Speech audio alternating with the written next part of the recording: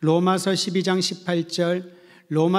18절에 그리스도인들이 가져야 될 삶의 모습이 기록되어 있으니 우리 함께 큰 소리로 18절만 읽겠습니다. 시작. 할 수 있거든 너희로서는 모든 사람과 더불어 화목하라. 한 번 더 읽지요. 할 수 있거든 너희로서는 모든 사람과 더불어 화목하라. 오늘 마음에 잘 새기고 가시길 바랍니다. 할 수 있거든 모든 사람과 더불어 화목하라. 이 구절은 그리스도인이 다른 사람과 어떻게 관계를 형성해야 되는지, 다른 사람들과의 관계를 우리가 어떤 방향을 향하여 가지고 가야 되는지를 분명히 가르쳐 주고 있습니다. 그것은 모든 사람과 더불어 화평하게 지내는 것입니다. 여러분, 주님의 명령, 하나님의 말씀이지만은 이 명령은 실행하기에 참 힘든 그런 명령 중에 하나입니다. 나와 다른 성격, 전혀 다른 인품과 성향과 사고방식을 가진 사람들과 화평하게 살아간다는 것, 좋은 말이지만은 실제로 얼마나 어려운 일인가요? 여러분 경험해 봐서 알지 않습니까? 그런데 이 말씀에 보면은 다른 사람, 나와 전혀 다른 특성을 가진 사람들과 화목하게 지내는 것은 분명히 어려운 일이지만은 이 일을 가능케 하는 그 동력을 우리에게 말씀을 통하여 가르쳐 주십니다.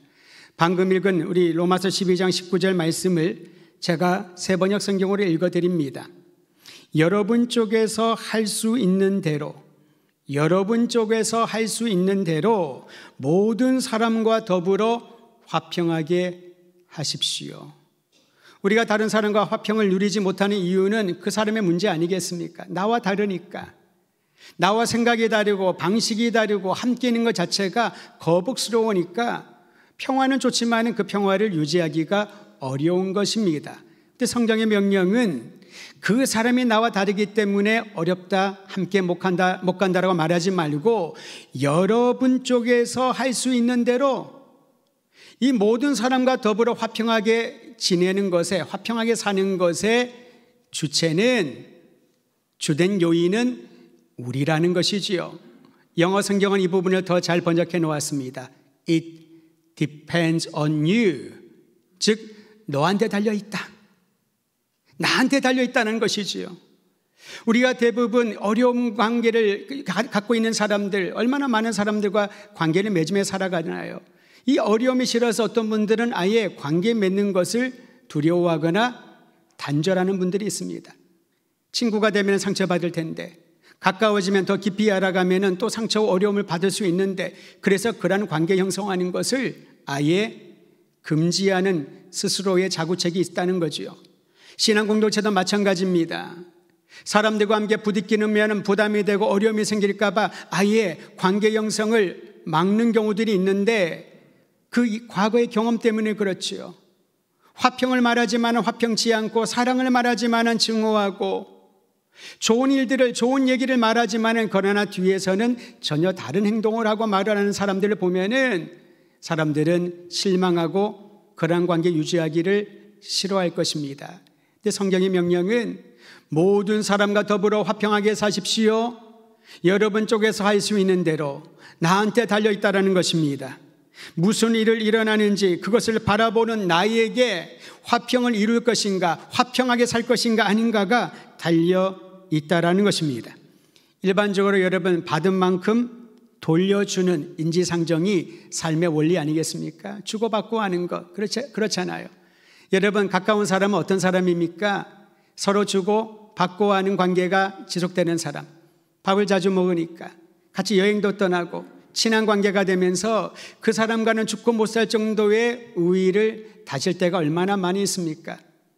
그런데 만약에 한쪽에서만 일방적인 사랑과 일반적인 호의를 베푼다면은 그 관계는 그리 오래가지 못할 것입니다. 우리가 맺는 관계는 주고받는 그러한 상호작용의 관계입니다. 율법도 보면은 문자적으로는요, 눈에는 눈으로, 목숨에는 목숨으로, 이에는 이로, 손에는 손으로, 발에는 발로 갚으라라고 율법은 규정하고 있습니다. 다시 말하면 누가 나에게 이단 협착을 하면은 나는 되돌려 차기로 한번 갚아줘야 되는 거지요. 누가 나에게 한 방 명해서 이가 상하면은 그 사람의 얼굴을 때려서 이가 상해야 된다라는 겁니다. 그런데 이 구절을 어떤 이들은 세상적인 것과 똑같다라고 그렇게 해석하는 분이 있을지 모르겠습니다. 왜 율법에 이런 조항이 있을까요? 그것은 약한 자를 보호하기 위한 조치입니다. 힘이 없는 사람은 힘 있는 사람한테는 항상 맞을 수밖에 없지요. 가진 것이 없는 사람은 더 많이 가진 사람들에게 짓눌리고 억울한 일들을 겪을 때가 많이 있다는 겁니다. 가난한 자들, 없는 자들, 약한 자들을 보호하기 위하여 눈에는 눈으로, 이에는 이로 그렇게 공평하게 갚는 것이 마땅하다. 하나님의 마음은 항상 연약한 자들, 소외된 자들에게 있다는 것입니다.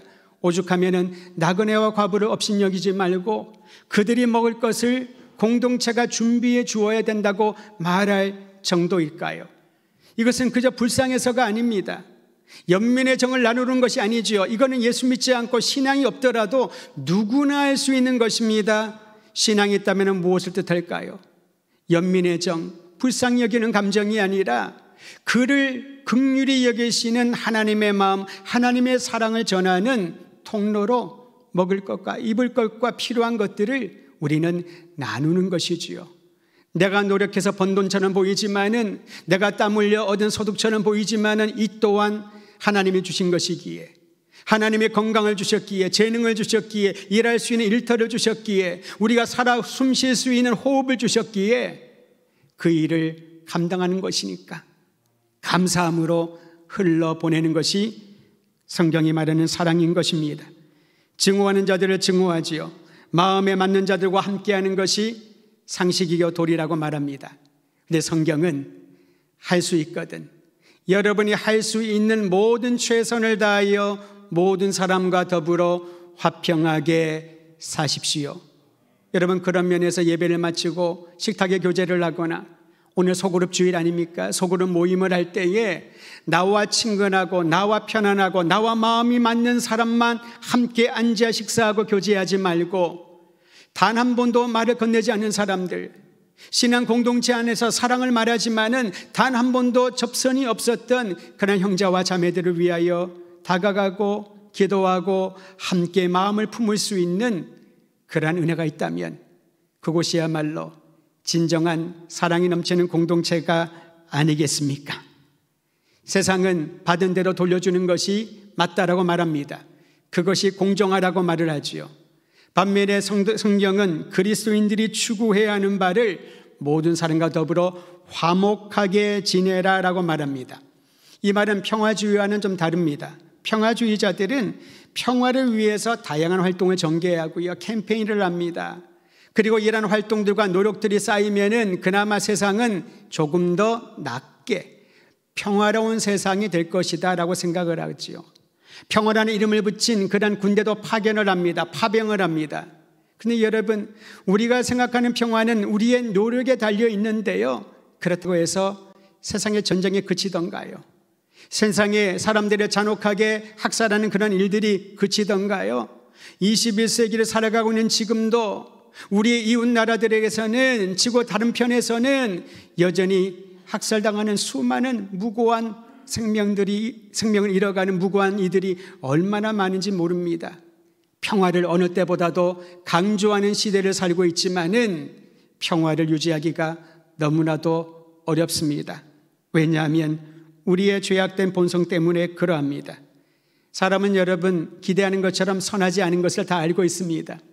어떤 이들은, 중국의 철학자들은 성악설을 얘기하고 성선설을 얘기를 하고 여러 가지 그런 이론들을 얘기를 하지만은 그것은 어떤 결과를 보면서 만든 하나의 학설일 뿐입니다.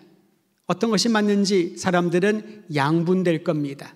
분명한 것은 성경은 모든 사람이 죄인이라고 규정합니다. 하나님의 명령에 불순종하고 주님의 형상대로 지음받은 인간이 주님의 뜻을 거슬린 그런 죄악된 인간이라고, 죄인이라고 말을 합니다. 죄인의 특성은 무엇입니까? 하나님의 영광에 이르지 못합니다. 그러니까 사람을 기대하면 그 사람으로부터 실망과 고통과 어려움을 겪게 되는 것이 당연하다는 것입니다. 평화를 내세우면서 또 다른 폭력을 행사하는 것을 보면 여전히 우리는 거기까지인 것 같습니다. 이상적인 것은 생각하고 말할 수 있으나 그것은 이상에 그치지 실제로 들어와서는 실현할 수 없는 그러한 죄인 말이지요. 그리고 오늘 성경은 우리에게 이러한 죄악된 인생을 살아가고 있는 우리들이 세상이 외치는 것과 전혀 다른 성경에 가르치는 평화를 얻으라고 가르쳐주고 있습니다. 요한복음 14장 27절에 예수님께서 말씀하시기를 제가 읽어드리지요. 평화를 너희에게 주노니 곧 나의 평안을 너희에게 주노라. 내가 너희에게 주는 것은 세상이 주는 것과 같지 아니하리라. 너희는 마음에 근심하지도 말고 염려하지도 말라. 여러분, 마음에 근심과 걱정이 없으면 얼마나 행복한 사람입니까? 근심과 걱정이 있다는 것은 지금 불안하다는 거지요. 내 마음의 안정이, 평화가 없다라는 겁니다. 세상이 주는 평화는 환경에 좌지우지됩니다. 사람들에게 영향을 받지요. 아무 문제 없이 평안없게 지나가다가도 어려운 환경에 처하거나 나와 좋은 관계, 신뢰의 관계를 맺은 사람들에게 배신당하고 어려움을 겪으면은 그 평화는 산산조각이 되어버린 그런 한시적인 평화입니다. 하지만 예수님이 말씀하십니다. 내가 너희에게 평안을 주노라. 내가 너희에게 주는 평안은 세상이 주는 것과 같지 아니하다. 세상은 사람에 따라서, 환경에 따라서, 자기 자신의 마음가짐에 따라서 평화롭거나 그렇지 않거나 할 수 있지만은 주님이 주시는 평안은 세상이 주는 것과 같지 않다라고 합니다. 예수님이 평화의 주인이시기 때문에 평화의 주인이신 예수님을 모시고 그분 안에 거하는 이들은 사람이나 환경에 영향받지 아니하고 주님과 함께 주님이 주시는 영원한 평화를 누리게 될 줄 믿으시기를 바랍니다. 그러기에 사도 바울은 옥에 갇혀 있으면서도 교회 성도들에게 편지를 쓰면서 이렇게 선포했던 것입니다. 에베소서 2장 14절에 기록하기를 그는 우리의 화평이신지라. 예수님이 우리의 화평이라고 말합니다. 여러분, 갇힌 사람이 할 말은 아닌 것처럼 보이지 않습니까? 고난당하고 자신의 미래가 어떻게 될지 모르는 그러한 환경에 처해 있는 사람이 말할 얘기는 아닌 것처럼 보이지요. 그러나 바울은 분명한 확신과 믿음과 그 평화를 누렸습니다. 옥에 갇혀 있지만은, 매여 있지만은 그는 모든 성도들이 자기가 매인 것 말고는 동일한 마음을 갖기를 원한다고 강권합니다. 그분은 우리의 화평인시라. 예수님을 주님으로 모시는 이들, 예수님을 안에 거하는 사람들은 세상이 줄 수 없는 진정한 평화를 누리게 될 것이니 오늘 이 아침에 우리 모든 성도들이여 우리의 평화이신 예수 그리스도를 주님으로 모시고 그분과 함께 평화롭지 않은 이 세상 가운데 진정한 평화를 증거하는 아름다운 인생 살아가기를 주의 이름으로 축원드립니다. 에베소서 말씀을 계속 읽어보면요, 주님이 우리의 평화라고, 화평이라고 말한 이유를 쭉 나열해 있습니다. 그분은 둘을 하나로 만드시고 원수된 것, 중간에 막힌 것을 자기의 육체로 허시고 법조문으로 된 계명의 율법을 폐하시고 자기 안에서 한 세 사람을 만들어 화평하게 하셨답니다. 그리고 십자가로 이 둘을 한 몸으로 화목하게 하시고 원수된 것도 십자가로 소멸하시고 또 오셔서 저 멀리 있는 사람들에게 평안을 전하시고 가까운 자들에게도 평안을 전하시고 저 떨어져 있는 양극에 있는 사람들을 모아서 평화롭게 그리고 하나님께 나아가 예배드리게 하신다. 평화의 주님이신 예수님은 우리를 이러한 놀라운 영적 경험과 실제의 삶으로 이끌어 주신다라는 것입니다. 여러분, 마음에 불안한 사람, 근심 있는 사람도 예배드릴 때 주님의 평안이 임하면은 그 불안과 근심이 떠나갈 줄 믿으시기를 바랍니다.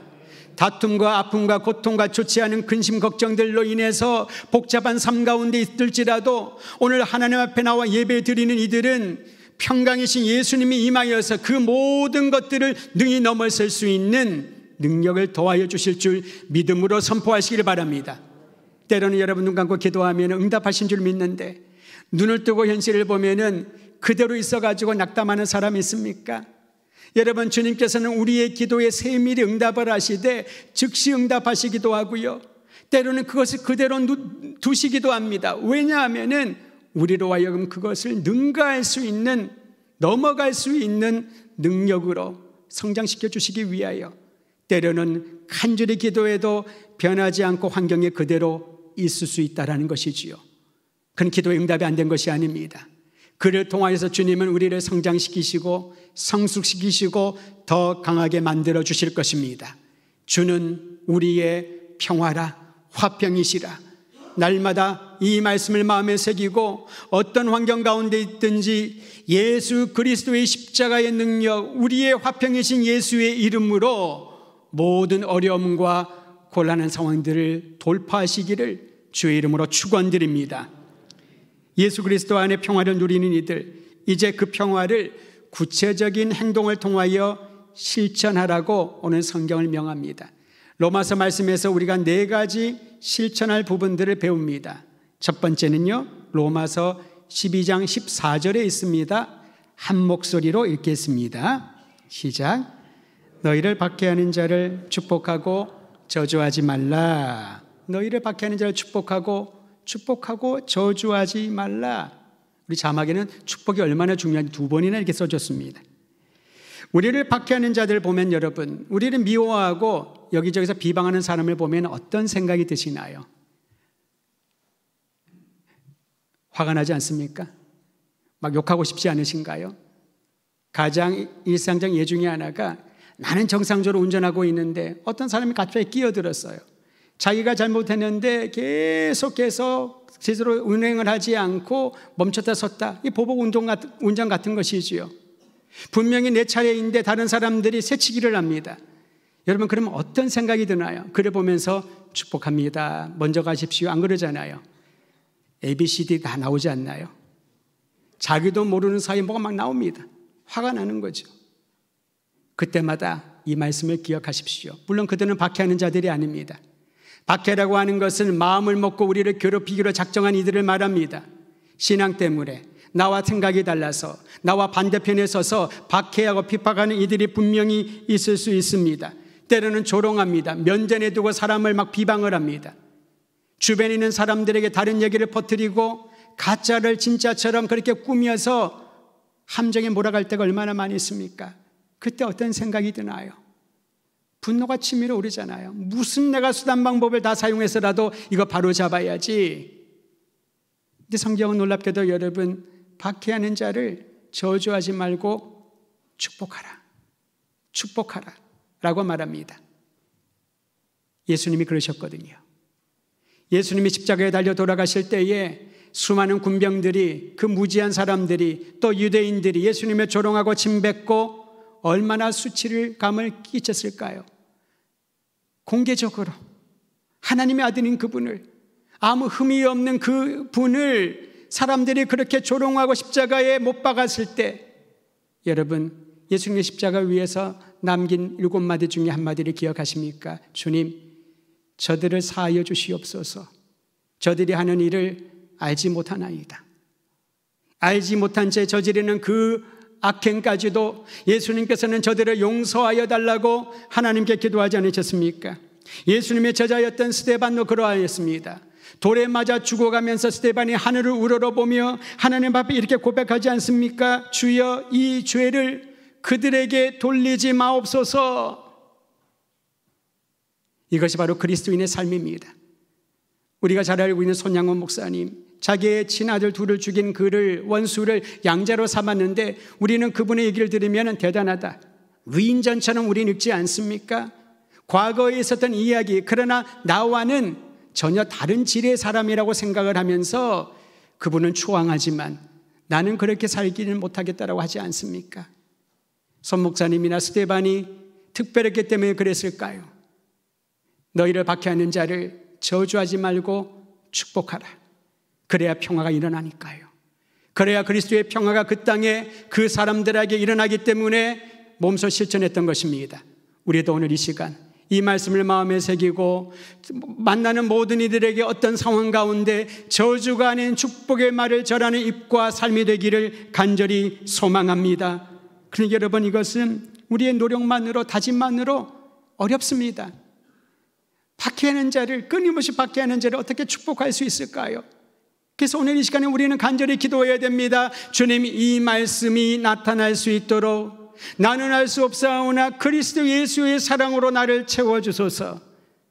우리가 이 말씀을 따라 살아갈 수 있는 것은 예수 그리스도의 사랑이 내 안에 차고 넘칠 때 그 사랑으로 박해하는 자를 저주하지 않고 축복하는 평화의 사도로 살아가게 될 줄 믿으시기를 바랍니다. 두 번째 우리가 해야 될 구체적인 행동이 있습니다. 로마서 12장 15절입니다. 같이 읽지요. 시작. 즐거워하는 자들과 함께 즐거워하고 우는 자들과 함께 울라. 이것이 두 번째 평화를 드러내기 위한 그리스도인들이 행해야 될 구체적인 행동 강령입니다.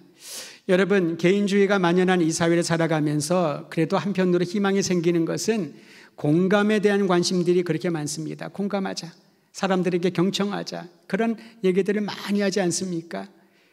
작은 희망이 보입니다. 이기주의가 팽배한 이 시대도 말이죠. 다른 사람들의 형편을 알고 섬기고 나누는 일에 동참하는 이들이 얼마나 많은지 모릅니다. 그런데 여러분, 오늘 성경에서 말하는 이 명령은 그저 공감 정도에 머물러 있는 것이 아닙니다. 사실 자기가 경험하지 않으면은 다른 사람의 아픔과 그 힘듦을 공감하는 것은 한계가 있지요. 그리고 시간이 지나가면은 공감의 강도도 점차 약해지고 잊혀지게 될 것입니다. 성경은 우리에게 공감해라 라고 말하기보다도 즐거워하는 자들과 함께 즐거워하고 슬퍼하는 자들과 함께 슬퍼하라, 우는 자들과 함께 울라라고 말합니다. 한마디로 말하면 그 자리에 있으라는 겁니다. 진정한 공감은 무엇입니까? 함께 있는 겁니다. 함께 그 자리에 있어 주는 것이지요. 그리스도인들은 소외되고 버림받은 이들의 아픔에 동참하신 예수님의 발걸음을 따라서 세상이 겪고 있는 아픔에 함께 하는 겁니다. 기쁨을 함께 하는 것이지요. 사랑하는 성도 여러분, 함께하는 것처럼 큰 힘과 능력은 없습니다. 많은 사람들을 함께하지 않으면서 뒤에서 자꾸 딴 얘기를 합니다. 저 사람 보라고, 저렇게 일을 한다고, 저렇게 기뻐하고 즐거워하고 위로하는 것처럼 하지만은 다른 돌에 가서는 딴 얘기를 한다라고, 그러한 있도 없도 한 얘기들을 자꾸 뒤에서 말합니다. 우리는 그것을 다마는 다마인데 뒤에서 얘기해서 뒷다마라고 하지요.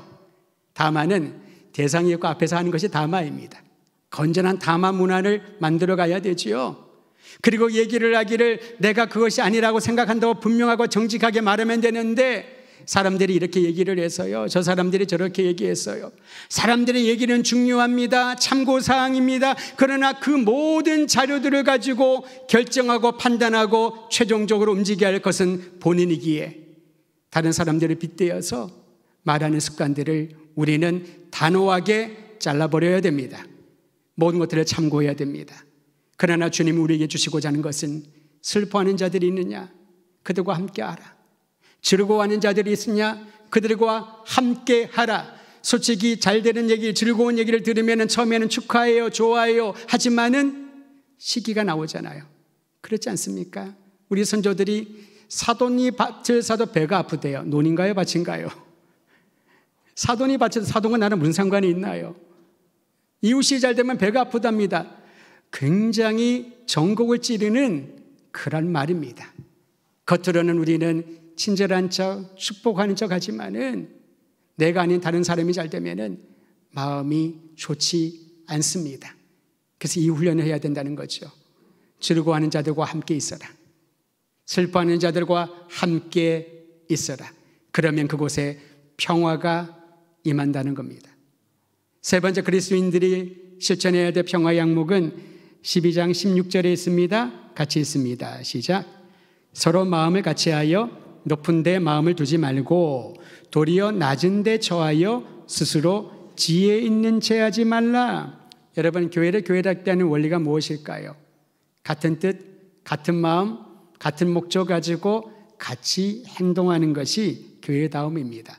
근데 사람들이 모이면 생각이 다 달라요. 거기에는 많은 경험을 한 사람도 있고요, 더 많은 공부를 한 분들도 있고, 더 많은 연륜이 있는 분들도 충분히 많이 있습니다. 항상 그렇죠. 경험치는 다 다르니까요. 그러다 보면 같이 일을 한다는 게 쉽지가 않습니다. 어느 누구는 명령을 하고 누구는 그 명령에 따르는 사람이 되어 있고요. 어떤 사람은 말만 하고 어떤 사람들은 계속해서 시간을 버려서 몸이 힘들 정도로 봉사를 합니다. 그래서 이게 쉽지 않은 거지요. 반면에 진정한 교회는 어떻습니까? 같은 뜻, 같은 마음, 같은 목적을 가지고 있으면은 같이 그 일을 섬기며 나아가는 것입니다. 가치의 가치가 중요하다는 말을 요즘 많이 하더군요. 함께의 가치가 얼마나 중요한지. 비록 내가 이 일을 한 번 해본 적이 없지만은, 나는 여기에 대해서 문외한이지만은, 그러나 함께 있음으로 그것이 격려가 되고 위로가 됩니다. 간혹 보면은 우리 교회는 그렇지 않습니다만은, 놀러 갑니다 그러면은 저는 출석. 청소합시다, 기도합시다, 10분 1만 나와요. 그러면 힘이 빠지지요. 어떤 그런 환경에서 누가 평화를 얘기를 할까요? 누가 진정한 사랑을 얘기할 수 있겠습니까? 오늘 세 번째 명령은 그러합니다. 스스로 지혜 있는 채 하지 마라. 높은 데 마음을 두지 말아라. 한마디로 겸손의 훈련을 받으라라는 겁니다. 한 신학자는 그렇기 때문에 이 겸손의 훈련을 학교에 들어가는 마음으로, 겸손의 학교에 들어가는 마음으로 평생 졸업하지 말고 배우라고 합니다. 학교는 배우기 위해서 가잖아요. 다 배워서 학교 가면은 그거는 학교 갈 필요가 없지요. 학교는 배우기 위해서, 글을 배우기 위해서, 공동생활을 배우기 위해서, 인간관계를 배우기 위해서, 몰랐던 지식을 배우기 위해서 인성교육 받기 위해 학교를 가는 것입니다. 그런데 우리의 학교는 졸업이 있죠. 겸손의 학교는 졸업이 없습니다. 언제 졸업식 있을까요? 우리 주님 배웠을 때 잘했구나, 겸손하게 성실하게 충성을 다했구나, 그때가 겸손의 학교의 졸업식이 아닐까 싶습니다. 우리가 겸손하지 않으면 평화를 드러내지 못합니다. 그리스도인들에게 주어진 세 번째 명령입니다. 여러분, 예수님께서 말씀하시기를 나는 섬김을 받으러 온 것이 아니라 섬기러 왔다. 마가복음 10장 45절은 여러분 꼭 기억하면서 매일매일 어떤 일을 하든지 이 말씀을 암송하고 선포하십시오. 주님 말씀하셨습니다. 나는 섬김을 받으러 온 것이 아니라 섬기러 왔고 도리어 나의 목숨을 내어주어 많은 사람들을 살릴 대속제물로 왔다. 예수님이 그런 목적을 위하여 이 땅에 오셨는데, 그리고 다시 오실 것인데, 주님을 따르는 그리스도인이라면, 교회라면은 그 길을 따라가는 것이 마땅한 일이지요. 마지막 네 번째 실천 사항은 17절에 나와 있습니다. 17절 같이 읽습니다. 시작. 아무에게도 악을 악으로 갚지 말고 모든 사람 앞에서 선한 일을 도모하라. 악을 행한 이들에게, 특히 나에게 악을 행한 이들에게 갑절로 갚아주는 마음, 이게 한 단어로 말하면은 복수, 보복입니다. 내가 당했으니까 그만큼 너도 겪어봐야 된다라고 말합니다. 그럼 여러분, 이 복수와 보복의 생각들 내에 머물러 있으면은 이 역시 율법의 틀을 벗어나지 못한 것이지요. 문자적인 율법의 틀 말입니다. 바울은 오히려 신명기 말씀을 인용하면서 너희에게 악행을 행한 이들이 있느냐? 그들을 하나님께서 친히 담당하실 것이니 하나님께 맡기라 라고 우리에게 그 길을, 해결할 길을 제시하고 있습니다.